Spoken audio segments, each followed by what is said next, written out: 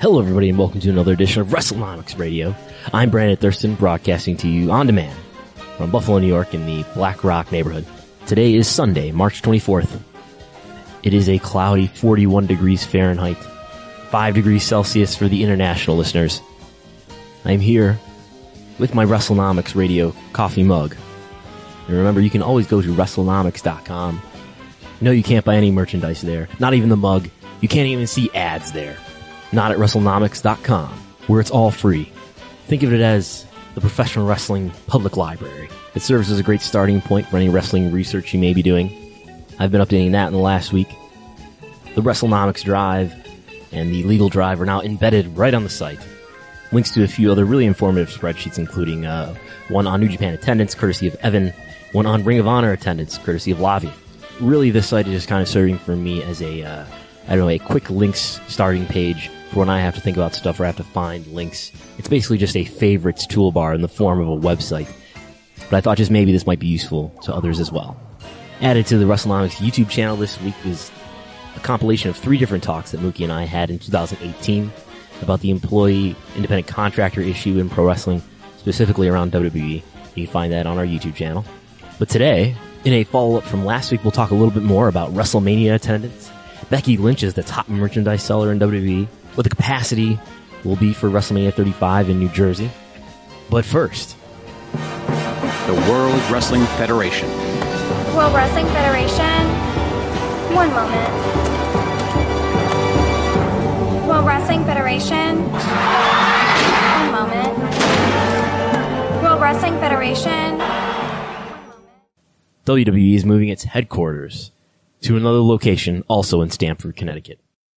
The process is going to take a few years, but by early 2021, WWE will be moving from Titan Tower on 1241 East Main Street to further down along the I-95 to 677 Washington Boulevard in Stamford. That's about 2 miles away from Titan Tower. Titan Tower, therefore, will be sold by the company. WWE put out a press release on Wednesday stating this move will allow the company to bring together its operations, including its production studios and corporate offices at its new site. WWE co-president George Barrios said, quote, "One of the most important elements necessary to execute WWE's long-term growth strategy is world-class talent collaborating seamlessly to create compelling content. Our workplace initiative will be the foundation to meet these objectives and underpins our ability to deliver long-term value." The new site in Stamford's Central Business District provides greater access to various means of transportation, floor plans which are well suited to producing video content, and greater flexibility in workplace design, the press release said. Again, that move not happening immediately, the company anticipates it will move to the new headquarters by early 2021. The company expects to sell Titan Tower, that is the building located at 1241 East Main Street, and WWE is going to exit its leased spaces at 1266 East Main Street. That is the Alpha Entertainment office. That's at least one of the offices located at that building. That's just across the street from Titan Tower, down the street. And they will evaluate options for its production studio facilities at 88 and 120 Hamilton Avenue, also in Stamford. WWE actually put out a Q&A document along with this announcement that largely just rephrased what was said in the press release, but also answered the question about why they didn't move the headquarters to a location outside of the metro New York City area. WWE, perhaps George Barrios, wrote, "Typically, headquarter relocations are driven by 4 primary factors," which sure sounds like a George Barrios response. Number 1, to improve access to talent. Number 2, create a catalyst for cultural change and organizational effectiveness. Number 3, support organizational restructuring. And or number 4, provide greater access to transportation and infrastructure. It goes on. However, such moves are often characterized by significant costs and business disruption. We believe we can achieve the noted benefits, including greater access to world-class talent and enhanced effectiveness in creating compelling content with the new Stamford facility while avoiding the expense and business disruption that would have been associated with moving outside the region. Analysis-wise, I don't have any strong thoughts on this. W has a buttload of money coming in from TV rights. They're investing it. They choose to invest it in this new headquarters building still in Stamford. I suppose they think that this is going to further meet their needs as a media company, as a company that has its own direct-to-consumer video service. It's closer to transportation. Sure, there's probably a lot of other reasons that I'm just not privy to the details on. So this site was formerly occupied by the banking company UBS. So UBS a couple of years ago moved across the street on Washington Boulevard. The Stamford Advocate reported in December 2017 that a company called Stamford Washington Investors LLC bought the property for $33 million. The SEC Form 8K that WWE put out along with this announcement does name Stamford Washington Office LLC as the landlord. And it says that they're leasing the building at 677 Washington Boulevard and at 707 Washington Boulevard. The Stamford Advocate article from 2017 says that the building contains an approximately 700,000 square foot structure that formerly housed the local offices of investment banking giant UBS and was once the world's biggest trading floor. So you look at this building on Google Maps. There's a large building that looks like it could be a convention center or a large stock trading floor that is right about at 707 Washington Boulevard. So perhaps that's what WWE has access to now, as well as maybe they'll use it as some sort of production facility. Who knows? And just looking back, you can look at the 2015 annual report from WWE, where WWE said it reevaluated its plans to develop an improved and expanded media center at the location of their existing production facility. The annual report said this expansion project was initiated several years ago, but the expansion was delayed due to economic uncertainty at the time. In light of the company's current operating model, including the increased production demands of W Network and headcount requirements, the company has made the determination that these costs, which included architectural, engineering, and technical design costs, would not be viable, and as such have deemed them abandoned. Accordingly, we recorded a non-cash abandonment charge of $7.1 million to write off the carrying value of these costs. So again, that's from the annual report in 2015. Looks like they were considering some renovation of their media center. I believe that's the building down the street on East Main Street, not at Titan Tower. It sounds like maybe related to network requirements, the way the business changed. They needed to do something else than was originally planned. And I've just been informed there seems to be a commotion going on in the lobby at Titan Tower. And we are going to go to that audio right now. You give me attitude. Huh? You give me attitude. Who's your boss? My boss is Mark Koala. And who's his boss? Go talk to him. Who's his, yes. Who's his boss? Oh, no. His boss is George Barrios. Oh.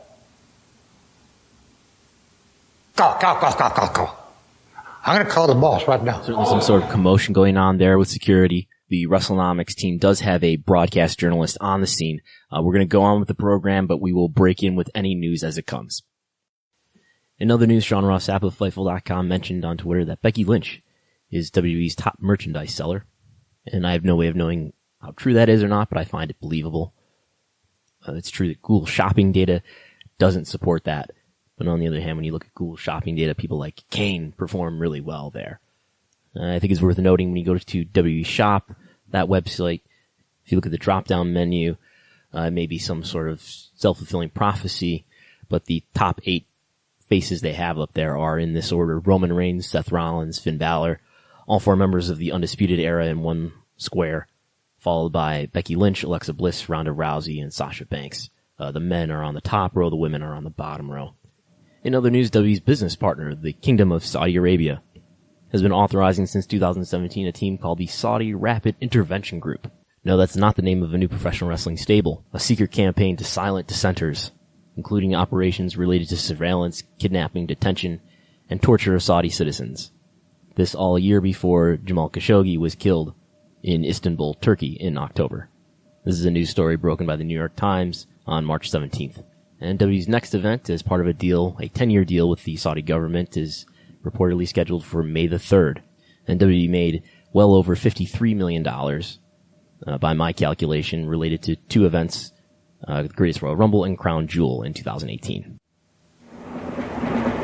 Bobby Heenan, why are you dragging me in here? WWF headquarters. World headquarters. Right, I got word from one of my sources that President Jack Tunney just flew in from Toronto. People are coming in from all over the world. There's a big meeting going on in here today, right before Wrestlemania. That tells me something's going down. If I can get the scoop on this, I can prove to everyone that I'm a broadcast journalist. I can go on Nightline. I can have my own evening news. Come on. Well, Ted Koppel is going to do a bailout. Who? Ted, you know what I mean. So I'm going to have a guess at the attendance, announced, paid attendance, each of those, and the gate for WrestleMania 35 coming up at MetLife Stadium in East Rutherford, New Jersey. That's coming up on Sunday, April 7th. So since this is in MetLife Stadium, formerly Giants Stadium, we can look back at WrestleMania 29 in 2013, and the median paid attendance we got for that, based on the key performance indicators, was 69,000, give or take 3,000. And when you look at other WrestleManias that have got similar data on since 2008, that have had WrestleManias in the venue twice, that is for Orlando and for New Orleans. Okay, there's been 2 WrestleManias in Orlando and 2 WrestleManias in New Orleans since 2008. And the paid attendance numbers I got for each of those WrestleManias in matching cities have been very similar. So of course this depends on the venue setup, what WWE decides to do for this WrestleMania, how many seats are they going to block off, how many tickets end up being given away for free. But I guess it's going to be pretty similar to the 69,000 that it was in 2013. Just because prior history in Orlando and New Orleans, those paid attendance numbers ended up being so similar. And if you want to know exactly what I'm talking about, I've got the spreadsheet linked in the podcast description here. WrestleMania paid attendance based on WWE KPIs. So let's say there's a paid attendance of about 69,000. I think WWE will announce something in excess of the 2013 attendance, which was announced as 80,676. I think they'll announce something just above that, maybe somewhere around 81 or 82,000. Sure. As far as a gate, we can look at what the average ticket prices are in prior WrestleManias leading up to this one.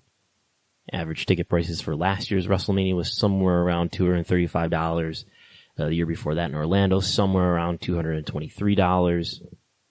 The year before that, somewhere around $217. So the average ticket price this year will probably be a little bit higher than it was last year.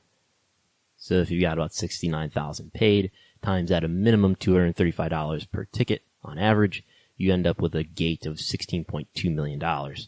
So I would expect that gate at a minimum.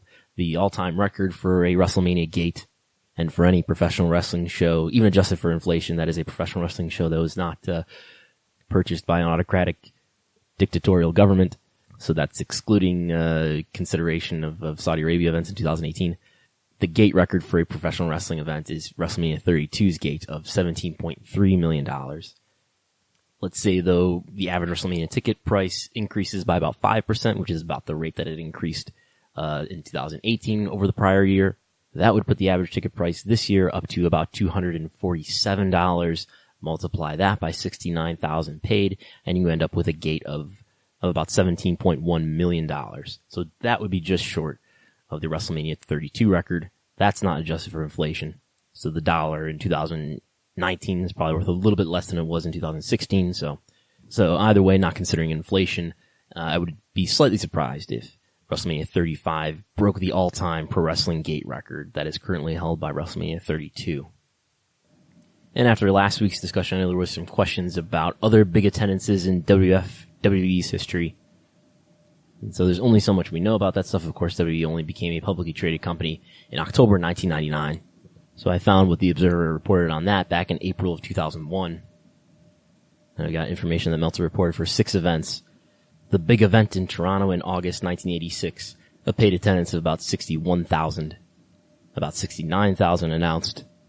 Of course, the highly contentious WrestleMania 3 attendance, the Observer reports 78,000 total, 75,700 paid. Of course, the announced number, 93,173. WrestleMania 6, that's with Hogan Warrior, 62,000 paid, 68,000 announced. WrestleMania 8 in the Hoosier Dome in Indianapolis, 37,000 paid, about 62,000 announced. And I'm rounding on most of these numbers. There's a tweet on my Twitter feed if you want to look at a column graph and the precise numbers. SummerSlam 92 in Wembley Stadium, main evented by Bret Hart and Davey Boy Smith. 75,000 total, so I think that doesn't mean paid, that just means paid and comps. The Observer text isn't terribly clear. 75,000 total and about 80,000 announced. And Royal Rumble 1997, that's Shawn Michaels and Sid. 48,000 paid and about 60,000 announced. Again, that's according to the Observer. There's no KPIs to cross-reference that stuff with.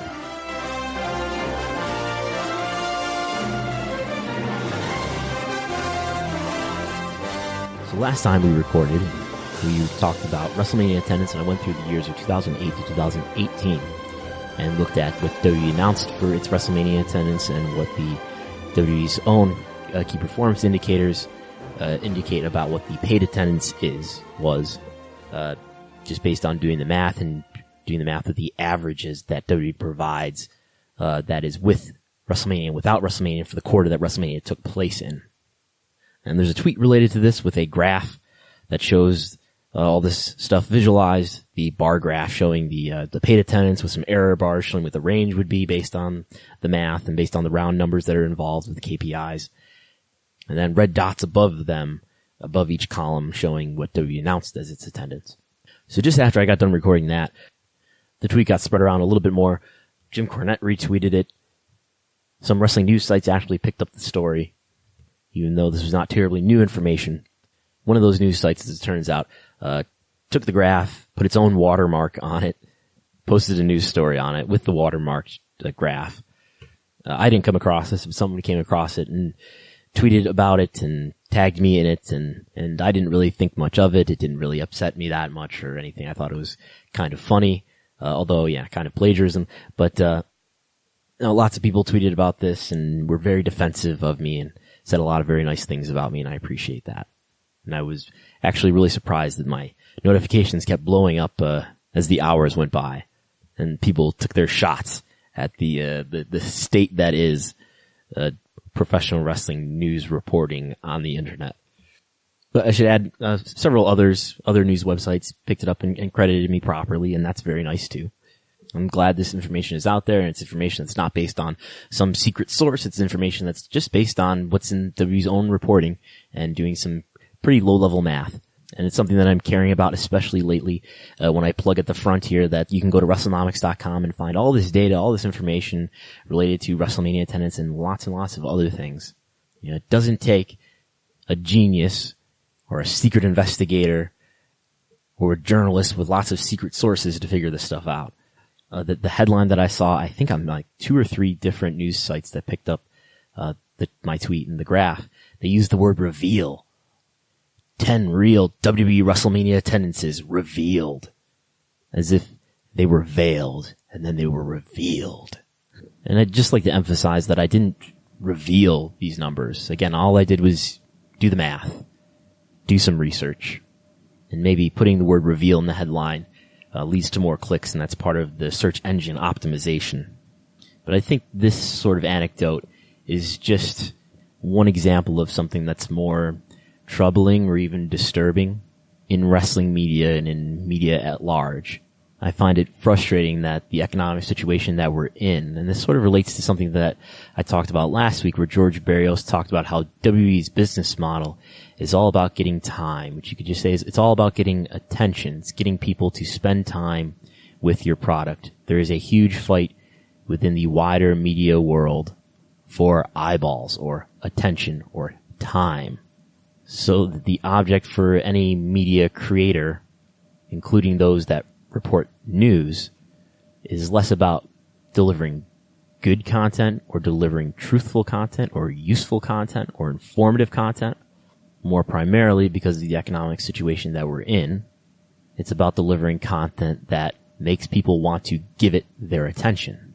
Because the economic situation that we're in is about getting lots of impressions, lots of an audience's time, so that they are exposed to advertisements that appear alongside the content. The subject of WrestleMania attendance is relatively frivolous to more significant news stories that you can imagine that are being warped by this sort of situation that we're in. In the case of this WrestleMania attendance story, this was research and math that could have been done, and I guess was done by me probably at the time when the Q2 report came out last summer, but it was not a big story then. Maybe that has to do with the timing of WrestleMania at this moment, because it's March and WrestleMania is a short time away now. And I'm sure it has something to do with the sort of exposure that particular tweet that contained the graph got, because it was quote tweeted by Dave Meltzer and then eventually retweeted by Jim Cornette. But this story about WWE attendance, the actual paid attendance, say compared to the attendance that WWE announces, that can be reported and figured out every summer when the Q2 report comes out and reports on what the average North American attendance is with and without WrestleMania. But it's not. And as far as I know, no wrestling news site has really ever reported that at that time when that information is initially available. And that is probably because it seems to me that wrestling news is not necessarily concerned with informing its audience, but is just concerned with primarily getting clicks and ad impressions. And I think the way that media gets used in professional wrestling, and I'm talking here not just about press media, but about media technology also, I think wrestling is usually a predictor for how the rest of the world will end up using media, whether that's television, over the air in the 50s, becoming popular with pro wrestling being one of the first things that got popular on cable TV. Wrestling seems to always be at the forefront of some new technology, pay-per-view, the internet, video streaming, social media. Not to be too ironic, but if you want a predictor of how a new form of media is going to be used in the future, often the first adopters of a new technology, of a new form of media, are pro wrestling or pornography. Maybe there's something super base about that. Maybe pro wrestling and pornography sort of inhabit these really primal levels of like violence and sex in human culture. But anyway, I think when you have a media, like a wrestling media, that in many cases is so dependent on advertising, is so dependent on impressions, getting people's attention, not necessarily informing them, but getting their attention, you end up with a public that, or an audience that is infiltrated with all sorts of false conspiracy theories, an audience that doesn't trust its media reporting because that media has repeatedly discredited itself by appearing so desperate for that attention that it needs to economically survive. So you end up with an audience or a public that doesn't know what to believe and often ends up polarized and arguing with each other. And you end up with lots of angry people on opposite sides of an issue who have very different interpretations of reality, which sounds an awful lot like the state of political news in, for example, the United States today, and probably throughout other parts of the world. And I don't know exactly what the solution is, but I do believe that when you've got a media that has discredited itself, that you've damaged one of the important tools that a public needs to know when, for example, power is being abused. You know, people in power in wrestling, even before the phrase fake news was popular as it's become popular in the last couple of years, when wrestling news reports are brought up in lawsuits or before Congress, people in power in wrestling try to dismiss wrestling news as tabloid reporting, as the dirt sheets. And I personally hear wrestlers use that term, the dirt sheets, all the time, and not even necessarily out of malice, but just because, I don't know, they don't know any other phrase, wrestling news sites, wrestling news, wrestling media, that there is no other common phrase to describe the rather disorganized slew of wrestling reporting that's out there. But anyway, I guess I think part of the problem and part of the solution would be, well, the problem is we have plenty of people out there trying to catch all the impressions, trying to aggregate all the news together, transcribing interviews from every place into one website. There are dozens of those. That's what's most easily economically viable, I guess. But what we don't have are very many people out there with, I don't know, intelligent, genuine intentions, doing research, trying to discover news that is actually news, not just scrounging around social media and trying to grab social media posts that they can turn into news articles that people will click on so that the people who click on the news articles are exposed to ad impressions. But people who want to do the more difficult job of research, reading boring filings from the SEC, using the U.S. Patent Office's search system, using sites like Pacer to find lawsuit documents, and just as important, doing the boring work to actually understand what any of those documents really mean so that they can be properly explained to an audience, put into the proper context so that they are not misconstrued and so that the audience is not misled. So this is all difficult and boring work. But I think if we only resolve to do what's on its surface exciting and spectacular and what's easy and what gets people's attention easily, I think we will only become dumber and dumber and really, if anything, just more confused and more unsure what the truth is, more distrustful of the media that we need to guide us at important times of injustice. So I don't know where we will find the will and courage to accomplish this arduous task, but I'm trying to make Wrestlenomics.com a center of resource. I say it kind of jokingly, but like a public library where people can find stuff, use it as a starting point to find real data, real facts. That's there for everybody for free. I really believe we build up, if only in small part, a more intelligent, more credible media and wrestling media, we'll be better off. Vince McMahon, before a congressional subcommittee in 2009, a congressman brought up to him a list of wrestlers who died too young, which was compiled by Dave Meltzer of the Wrestling Observer, and McMahon dismissed it as tabloid reporting, as gossip reporting. And regardless of what you think about Meltzer specifically, you can look around at the wider wrestling media landscape, which too often isn't credible, is too desperate for attention, is soaked in advertisements, or is disorganized and not well researched. So whether it's idealistic or not, I would like to live in a world someday where we can conceive of a wrestling media that's not just thought of as gossip or as the dirt sheets, but as something that is in some form of a benefit to the industry and to workers and to the fans and customers that are involved in it. And if what I'm asking for there is just not realistic and not practical, well then I guess I'd rather be a futile idealist than a cynical defeatist. I'd rather be defeated by someone else than defeated before we even begin by ourselves. But I don't know. You tell me what you think. You can email me at Wrestlenomics@gmail.com. You can tweet me at Wrestlenomics on Twitter or at Brandon Thurston. I'll be wrestling this Saturday live in North Tonawanda for Empire State Wrestling. The show is sold out. They're looking at whether tickets will be available at the door. I'm sure the video on demand will be out there at some point after the show. But that's it for this week. Talk to you later.